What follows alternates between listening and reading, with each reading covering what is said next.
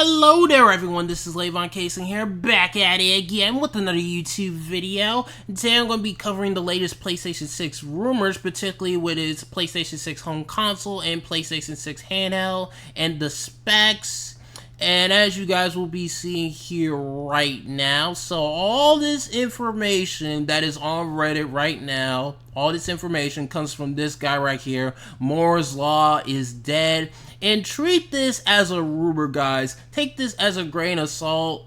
Take the wait and see approach. So yeah, let's begin. Chiplet design with some mentioning of possibly utilizing Navi 5 desktop chiplets. This is for the PS6 home console, by the way. Backwards compatibility to PS5 and PS4 generation. No mention of PS3. Heavy emphasis on cost constraint and keeping the power lower than PS5. Manufacturing planned for mid-2027 with a likely fall 2027 or early 2028 release date. 8 Zen 6 cores, 40 to 48 RDNA 5 compute units, 3 GHz plus, 116-bit or 192-bit bus with GDDR7. Rasterization performance estimated to be 3 times PS5. Ray tracing uplift expected to be higher. And yeah, let's get on to the PS6 handheld. I feel like that's the more interesting stuff. It's supposed to be using 3nm, backwards compatibility to PS5 and PS4 generation. No mention of PS3. Includes a microSD card slot, M.2 SSD slot, haptic vibration, dual mics, and a touchscreen. And it also supposed to have a USB-C port that has video out capabilities, so you'll be able to hook this up on the TV, and also you can take it out on the TV and play it on the go. Play your PlayStation 5 games on the go, play your PlayStation 4 games on the go. Manufacturing plan for mid-2027 with a likely fall 2027 or early 2028 release date.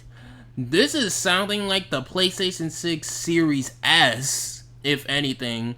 4 times Zen 6C cores, 12 to 20 RDNA 5 compute units, 1.6 to 2 GHz, 128-bit bus with low power DDR5X RAM.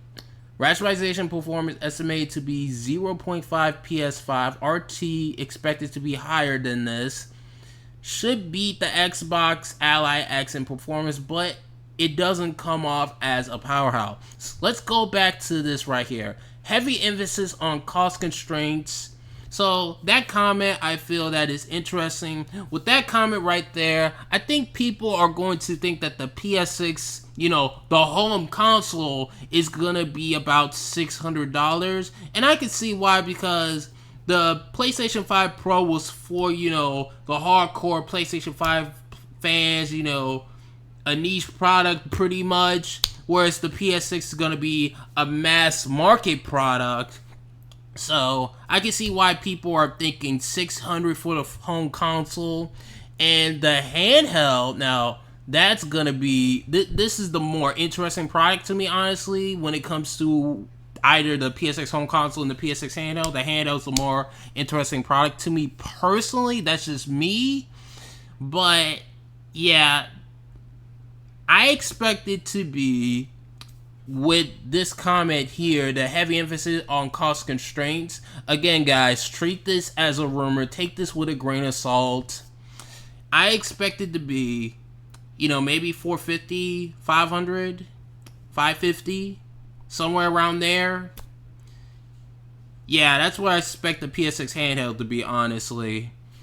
And yeah, I think Moore's Law is that said something along the lines with this product, the PS6 handheld is going to be used, to try to get people off that PlayStation 4, because there are still people out there on that PlayStation 4 now, to this day, playing their Fortnite, playing their Call of Duty Warzone, and those people are fine with that.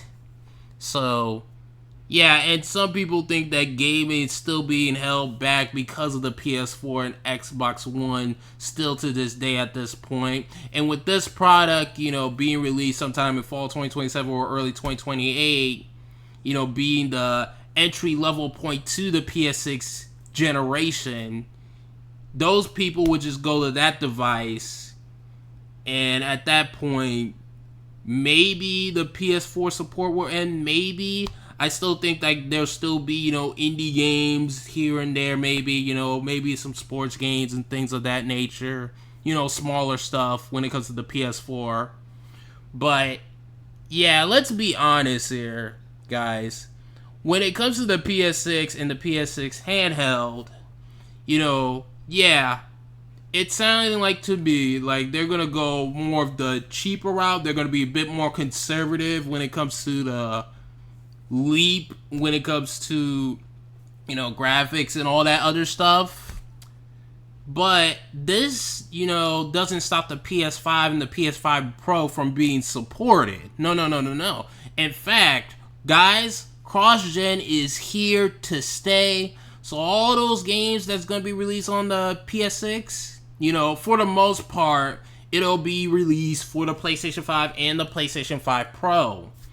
So, yeah, this generation is going to be pretty much more about AI upscaling and pretty much ray tracing part 2. And I'm interested to see that PS6 handheld, Obviously, it's going to be more powerful than the Nintendo Switch 2, obviously. So, I'm interested to see what's the price going to be. I'm curious about that. And, yeah, that's all I pretty much got to say. How do you guys feel about the PlayStation 6 home console specs and the PlayStation handheld console specs? And how do you feel about the PlayStation 6 handheld being basically the Xbox Series S of the PlayStation 6 generation? Do you guys think it'll hold back gaming? Let me know in the comment section below this YouTube video. This is lavoncason signing out in peace, and I hope you guys have a good day, and bye.